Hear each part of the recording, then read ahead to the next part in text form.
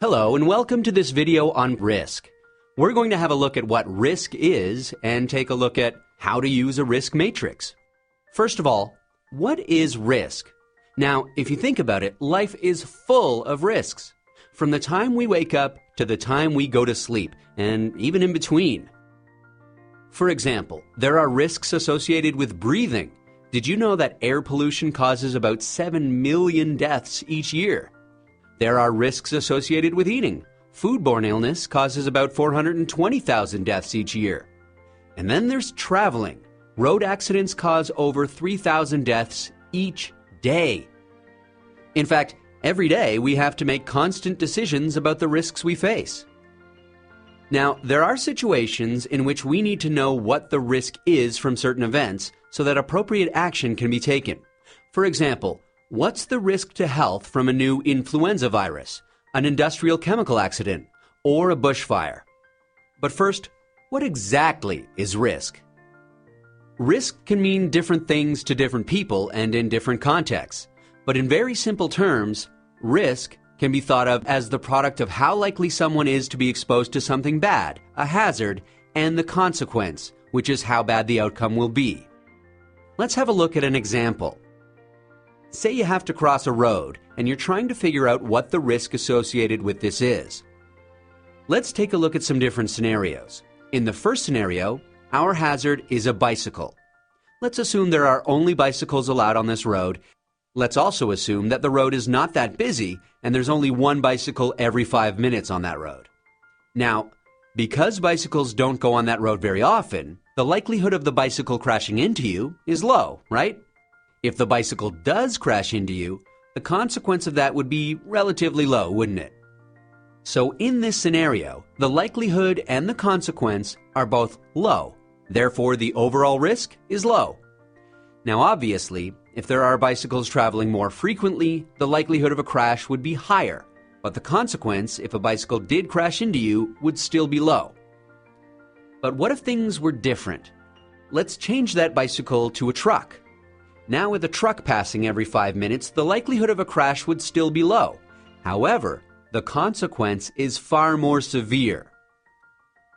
Now, imagine if it was a busy truck route and trucks were going on this road very frequently. In this scenario, both the likelihood of a crash and the consequence will be high, which means that the overall risk would be high.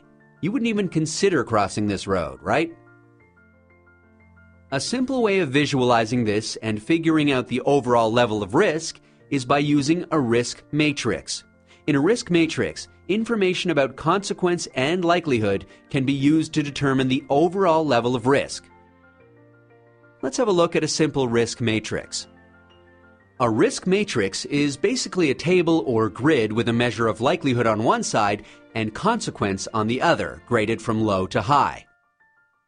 The combination of the two, which is the overall level of risk, can be categorized as low, medium, or high, and color-coded.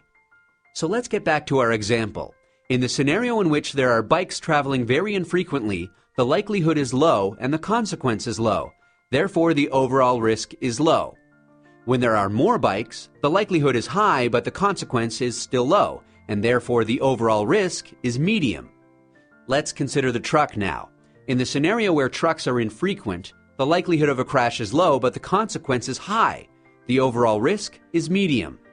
And if it's a busy truck route, the likelihood and consequence are both high, and therefore the overall risk is high.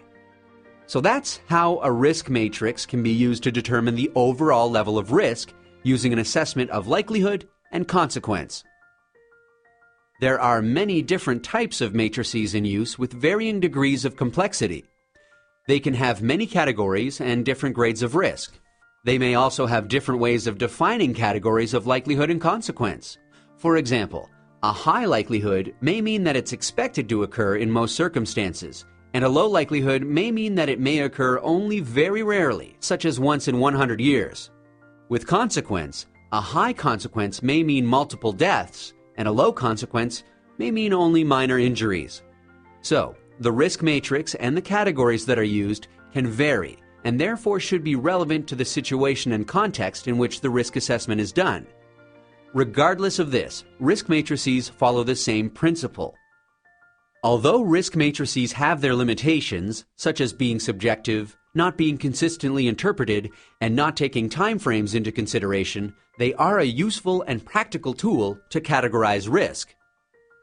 And that's an introduction to risk and how to use and interpret a risk matrix.